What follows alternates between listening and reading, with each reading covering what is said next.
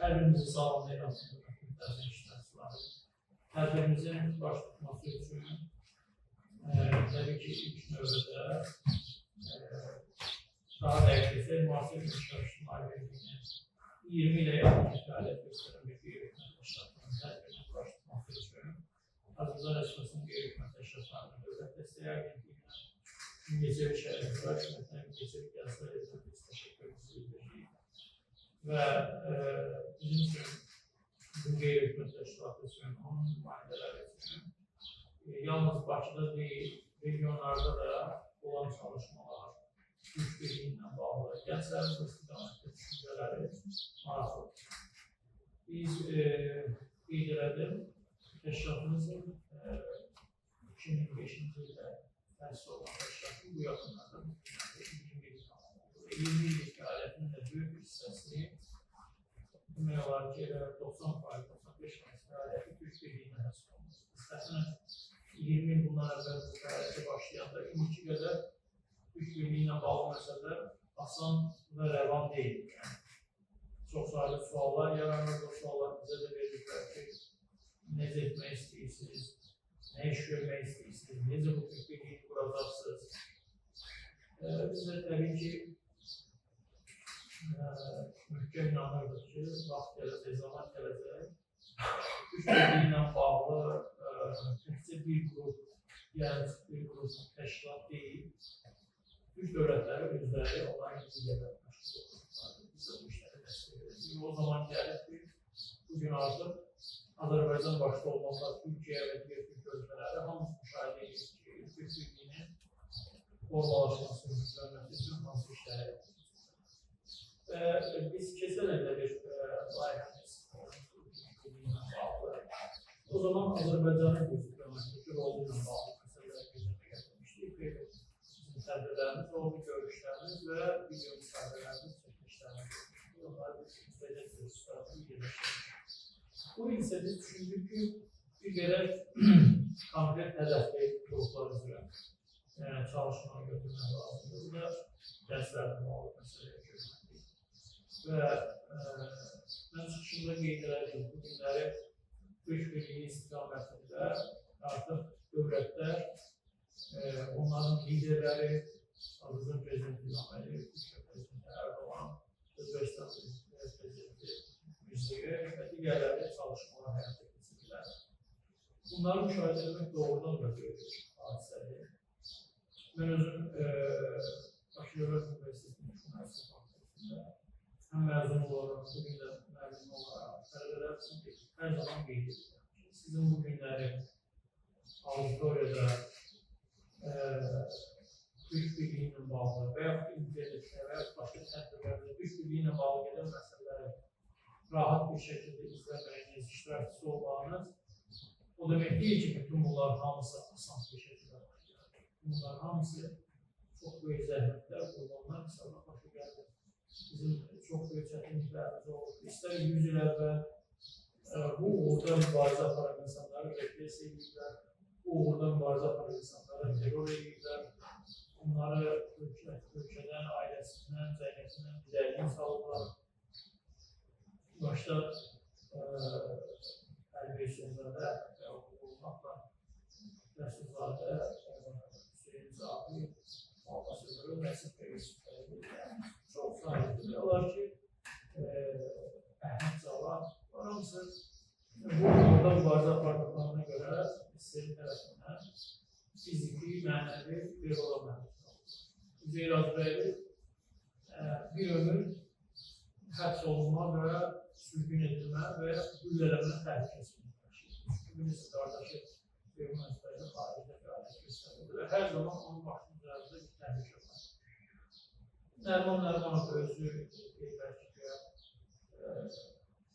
onun bölümündə başqa səbəblər olub, amma sonradan bəlli olur ki, başlıqlar özləri və məsələ burasındadır ki, kimlər ki, kommunizm, başlıqizm, Azərbaycanda qurulmasında fəal iştirak eləmişdir, hələ Heydər Qarayevdən tutmuşdu digərlərinə qədər, Ayna Sultanoğlu'nun yoldaşı və digərləri, onların hamısını elə istəyi özgür. Sonradan terrora tərz qoyub məhkum etmişdir. Bu, burada çox canlar verildi və çox müstəh qalıb ki, biz artıq hem müstəqilliyimizin, hem bu suverenlik ve konstitusiyonel suverenliğimizin, hem de Türk Birliği'nin fəaliyyətini, çalışmalarını real şəkildə, əməli şəkildə görə bilir. Bu özü çox böyük bir hadisə. Əlbəttə, indi o qədər bu məsələlərdə danışılır, o qədər deyilir ki, insanlar yorulublar və bəzən biz fərqində olmuyor. Yəni, suverenliyi tam bərpa eləmək də olsun, 44 demək müharibəçi əldə etdiyimiz olsun, Türk Birliği ilə bağlı məsələdə olan məqamlar olsun. Biz bunun fərqində vardır. Yəni, hansı bir tarixi şərait edeyim, hansı bir büyük proseslərin içərisində. Biz zamanında İranın bir təyyarəsi gəlib Xəzər üzərində dövrəyə vuranda biz soğuk içində qalmışıq ki, masarlıqlar başladı. Ama o gün Azərbaycan dövləti sözünü yeryası, Fransaya yeryası, Rusiyaya yeryası, İran'a öz etirazının sözünü geri saxladı. Bunların əldə olması üçün biz 30 illik müstəqilliğimizin 30'dan bir qədər artıq bir yaşı var. Bu müddət ərzində görülən işlər, çalışmalar məsələdir. Biz hər zaman belə tədbirlər keçirdəndə çox sayılı suallar verir. Nə əhəmiyyəti var, nə xeyir olacaqdır. Orta məktəblərdə o təlim, tədris prosesində suallar yaranır ki, tarih, ədəbiyyat müəllimləri üzərində çox bunlara nə ehtiyac var, torpaqlar işğalda da azad edebilir. Və o 45 il müharibədə qəhrəmanlıq göstərən oğullar məhz belə alt boyda yetişən insanlar. Şəhidlər, qazilərimizə də can sağlığı versin. Onlar uzaq görən sərkərdən İmam Əliyev siyasəti ilə və düzgün planlaşdırılan müharibə taktikası ilə torpaqların azad olmasını bizə o sevinci yaşatır. Bugün biz ətrafda gedən müharibələri görürük. Biz 44 günə bitirdik, amma Rusiya, Ukrayna, İsrail, Hamas, Fələstin arasında yaşanan gərginliklər, bu günlərdə 10 günə yaxını başlayan İsrail-İran savaşı, görürsük ki, həftələrlə, aylarla, bəzən artıq illərlə. Bu bir daha üzə çıxardır ki, nə qədər uğurlu bir siyasət. Amma biz qalibik, biz uğurlu siyasət həyata keçirdik düşüncəsində olaraq o euforiyaya qapılaq ki, onsuz da bizim dövlətimiz güclüdür, bu işlər bacarır və çalışmayaq, işlər görməyək deyil.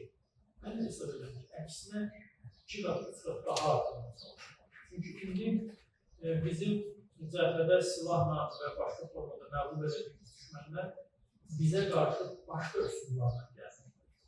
Hansı üsullar olar? Gənclərimizə qarşı internetdə yayılan kütləvi mədəniyyətini, mədəniyyət də demək olalım, dırnaq arası mədəniyyəti, onunla üzüm edirlər. Biz özümüz bu sosial media məsələsini bir fən olaraq tədris edildiyimizə görə biz məsələlərə bir şəkər yanaşırıq, amma reallıq bu ki, internetdə, sosial şəbəkələrdə kifayət qədər insan vaxt keçirilir. Bunların böyük bir qismi gənclərdir və orada yayılan informasiya, biz indi burada sizinlə görürsünüz, bu qədər dəstək olmaqla yanaşır, 10-15 nəfər zorla yığışıb bizim üçün mənəvi dəyərlərimiz var. Amma internetdə yayılan kütləvi internet arası mədəniyyət həmin bir saat ərzində milyonlarla insanlar uzaqdır. Bizim təbliğatımız onun qarşısında deyək ki, bir hədəfə getməliyik. Onlar gedirlər ən sürətli maşınlar texnikayla biz aşağı yuxarı piyada ən yaşalı artıq. Ona görə də 2 qat, 3 qat daha artıq çalışmalıyıq. İnternetdə yayılan məsələləri qeyd elədik. Bundan qaçmaq da mümkün deyil. Təkcə Azərbaycanda baş verir deyə bir məsələ yox. Bütün dünyada hamı, kim dedirsə, Türkiyədə də insanlar internetdə yayılan xəbərlərdən və məlumatlardan mənfi məlumatlardan yetişdirmək narazıdır. Digər bir məsələ narkotiklə bağlı olan məsələdir. Gənclərimiz zəhərləyirlər ve yani ki sizler de internette haberlerle rastlarsınız. Demek olar ki her gün narkotik satan ve istifade eden şahıslar her gün Daxili İşlər Nazirliyi məlumat verir. Her gün. Bizim saytımız var. Orada kadarlardan öğrenci öz saytımız oturuyorum. Her gün Daxili İşlər Nazirliyi ve bir başka nazirliği yönetimi anlatlar da gönderir. Redaksiyalar satına e-mail'den. Sonuç olur. Yazmışlar. Yani ne olur ki Daxili İşlər Nazirliyi kriminal haberler koyumsal haberler belirsiyor ama bunun göklerinde yani statistik yani sağ olsun ki bu adamlara ait meseleler hallediyor ama bu yalnız bakmanın her seferinin bir mesele değil. Yani bu muhabbetlendirme meselesi çok ciddi ihtiyaç. Başka da problemler var. Vatandaşlarla bağlı. Şimdi değiller ki 44 günlük muharebede galip geldik. Yeniden muharebe varsa görsün ki eline təbliğat edir ki, getmək lazım deyil. Filan kəs geçsin döyüşə, filan kəs geçsin döyüşə. Biz niyə getməliyiz? Yəni, bilirsiniz, bu erməni Allah'a versin. Şimdi söylüyor ki, yaxşı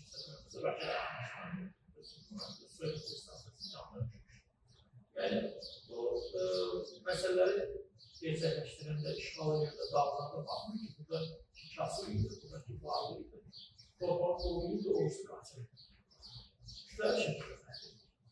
Ama yine böyle düşüncelerle bizim o gençlerimizin yine de o yeteneklerle, hislerle okunarak, bunlara bu meselelerde kenarlaştırma lazım. Şimdi bakarak yazın şehirde.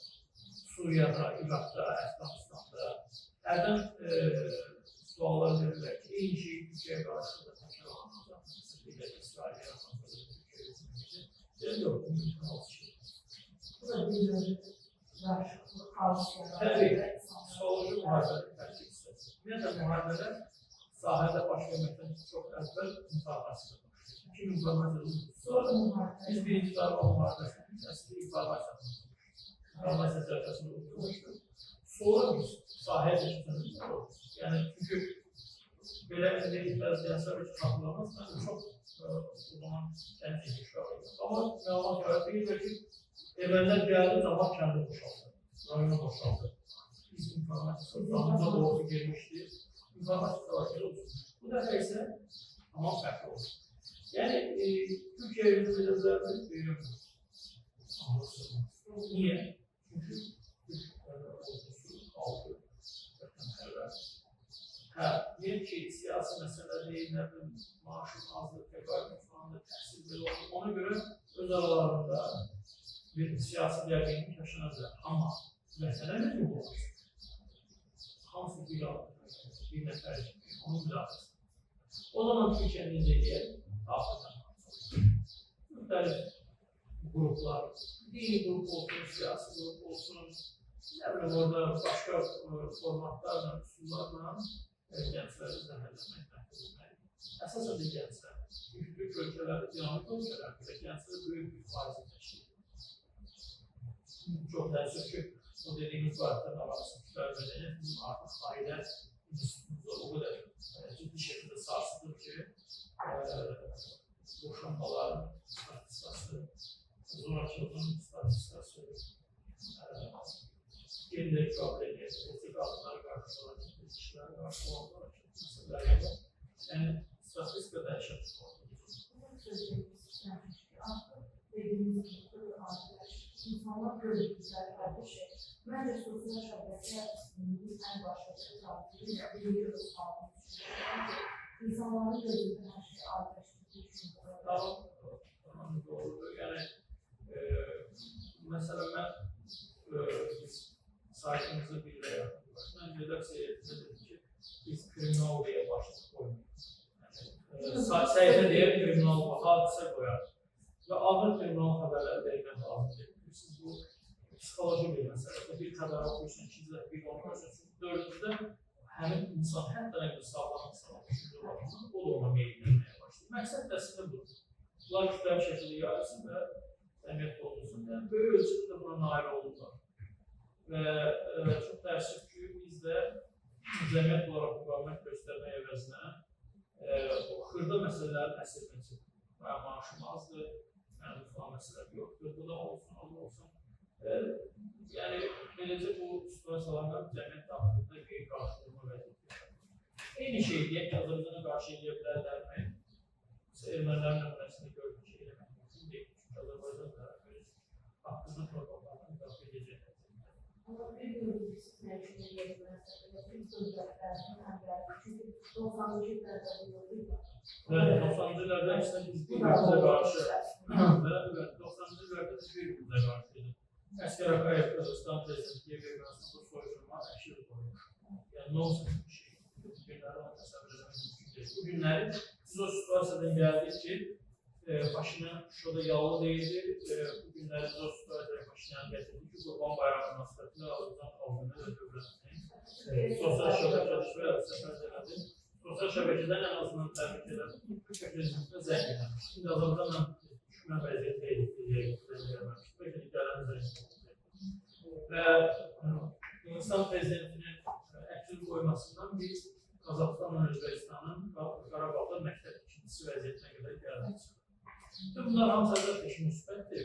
Amma yenə deyirəm, biz düşmən yapmayıbdır. Çox ciddi şəkildə bizim əlimizdə tərəfəqat var. Ümumi hərdən öz tələbələrimə də deyirəm ki, adamda belə təəssürat yaradır ki, o dövlətlər bizim qalib olmağımızın qisasını bizdən başqa çıxmaq istəyirlər. Fransızların davranışları, başqa dövlətlərin davranışları, bunun sonra təəssüf olur. Yəni, biz bir şey eləməliyik insanlar, biz o agresiyanı göstərməliyik, onlar bizə o münasibəti göstərir. Burada düşünürəm ki, bu əmanətə sahib çıxmaq lazımdır.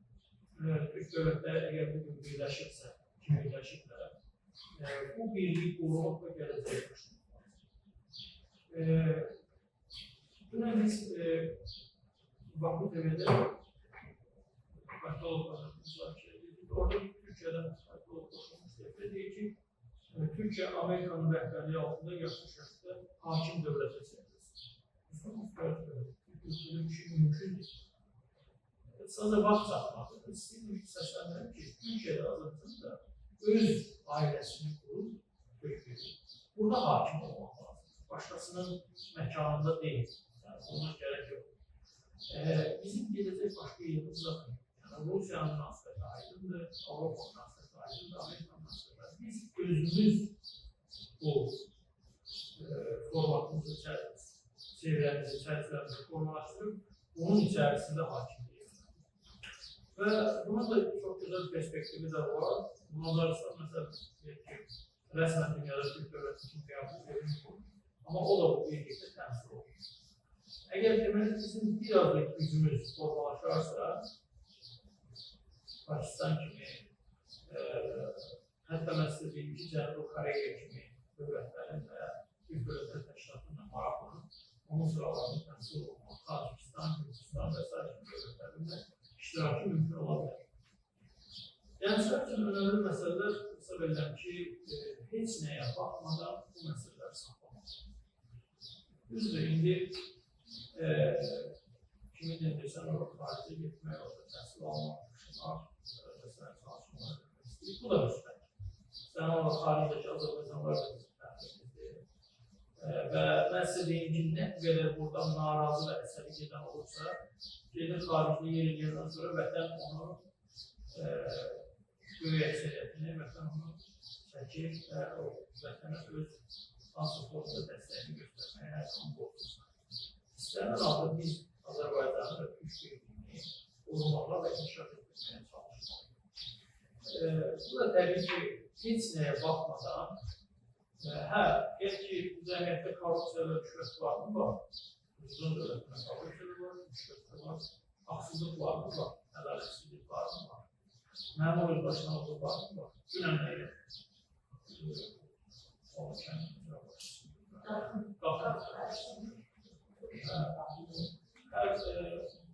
qarabasalı olanlara baxır.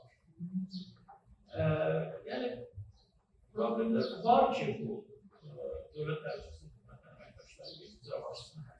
Problemlər var ki, korrupsiya qarşı mübarizə Karota yoksa ne kalsın? Ama yine problemler var diye biz düzenli devlet sağlamalıdır. Bunlar. Mesela görürsünüz ki bir dindar veya bir ruhani bir yanlış hareket ediyor. Hamı kökten İslam dininde yanlıştır. İslam dini səhv vardır. Ama bir həkim səhv edib qəsdən səhv əməliyyatı, ölümdən veya ağır şişək olmasına səbəb olur. Şimdi bir səhiyyə lazımdır. Ama deyirsən ki, yani məmur səhv edib deyə biz bir göçək şəhərində icra hükümətinin hansı məmuru yanlış hərəkət edir və həbs olunur. Bu demək deyil ki, bizim göçək şəhəri dağıtmaq. O qədər məmurlar gəlir ki, bu dövlət, bu bizdə əbədi yapmaq. Mən də sizlərdən deyirəm, mən deyək ki, belə qeyri-adi fantastik həyatlarını keçirim. Sizin çətinliklərinizi mən deyirəm. Və Azərbaycan dövlətində heç bir kəsə etnik olduğuna görə deyək ki, çalışma, əraziyyə, kürdüm olduğuna görə baskı eləmir. Kimsə kimdən gəlirsən deyir, dövür. Kimsə kimdən qalsın deyir, öldürür. Hər sosial problemlər varsa, mən də orada yaşayıram. Lənkəranda olanda yaşayır, Qusarda olanda yaşayır, başqa yerdə olanda yaşayır. Yəni, Balakəndə, Arabisiyəndə olanda yaşayır. Yəni, bu məsələləri siz dövlət bir başqa, hökumət məmur bir başqa. Bunlara görə biz məsələ nəyindən çıxmaq. Xüsusən gənclərə qarşı çox basit olur. Siz inandırın, mən bizə baxdı, 4 qrup olur, 2 qrup, 50 nəfər, bir qrup. Girirəm baxdan, hərdə sual-cavabda adam belə də həvəsdən düşürsən. Səhət bizdən gəlib, yoxulu yıxılır, yəni orada bir altı. Soruşursan, deyir ki, işlərim yaxşı getmir. Vəziyyətini pisdir. Deyirəm, axı sənin bir vəziyyətin. Biz yaşda olmalısın. Bəlidir ki, üzərinizdə çox böyük ciddi şəkildə basılır. Dünən etkilir ki, müsəlman ölkələrini tək-tək təkliyə ləf etməyə çalışırlar. Əlbəttə, İranın bizə qarşı edildiklərinə haqq qazanmaq mümkün deyil, amma İsrailin də İran'a hücum eləməsinə haqq qazanmaq mümkün deyil. O məntiqə qalsa, biz evdə oturduğumuz yerdə etrafında bir raket atsın, gəlsin düşsün bizim generallar. Bu mənada da düşünürəm ki, Türkiyə deyil. Ötən hər gündə sübut oldu ki, Türkiyə bizə nə qədər lazım, nə qədər önəmli ətrafımızda başlayan hadisələr bizə sübut edir. Ermənilər o müdafiə naziri işdən çıxdı, bəyanat vermişdi ki, biz yeni torpaqlar tutaraq qabul etməliyik. Yəni ki, Kür Araz ovalığını, Kür Araz oluşduğu yerə qədər işğal edəcək, deyək ki, Osmanlı geçirir. Mən nəzərdə tutuyorum. Çox böyük bəyanatlar verirlər. Siz inanıyorum ki, yəni, genelde 90'lı illərdəki vəziyyət olsun, gələcək. Ona görə mən bir daha çox məsələlərdə qayıtmaq istəyirəm ki, biz istənilən altı dövlətimizi qorumalıyıq. Bugün geçirmiş, Azərbaycan müstəqil olanda bu geçirmiş şəhərlərin bir hissəyə bizlə başlayır. Bakı şəhərində də bizlə başlayır. Qazaq şəhərində də bizlə başlayır. Heç kəs onlara baxmır. Hər biri, ikisi ola bilər ki, o xalq adamı olurdu, cəmaatın içərisindən baxılır. Niyə görürük? Mən yəni heç bir başlasın baxım yox. Məsələ o deyil. Məsələ o da ki, insanlarımız çox agresif şəkildə görülənir. Hər yanlış eləyənlər varsa, onlar bunu qazanır. Amma biz onlara görə öz şəhərimizi, rayonumuzu, ərazimizi, torpağımızı, dövlətimizi dağıta bilmək. Bugün onlar yoxdur. 10 min yetişmiş şəhər var. Mən sizin inanıram ki, 10 ildən sonra, 20 ildən sonra, 30 ildən sonra daha da möhtəşəm bir şəkildə olur. İstərseniz bu inkişaf edir, yəni bu proseslər olacaq. Və 44 günlük müharibəyə qədər gəncləri çox daha edirlər. İşğal tarixi bilmir, vətənpərvər deyil, nə işlərlə məşğuldur, torpaq orada işğaldadır, nə döyüşən olacaqlar, torpaq alacaqlar falan. Amma onlar birinci bizə dərs keçdilər, sonra bütün dünyaya dərs keçdilər. Birinci bizə sübut edər, sonra bütün dünyaya sübut edər, elə deyil. Ondan sonra mən özlüyümü çox düşünüyorum ki, belə də deyərlər ki, o gənclər, bu gənclər işğal tarixini bilmirlər deyil, işğal tarixini öyrənmirlər. Çünki onlar iddialıdırlar ki, başqa tarix yazırlar, başqa tarix yazırlar. O da Laçın şəhəri günü, Şuşa şəhəri günü, yəni azad olma tarixləri olsun.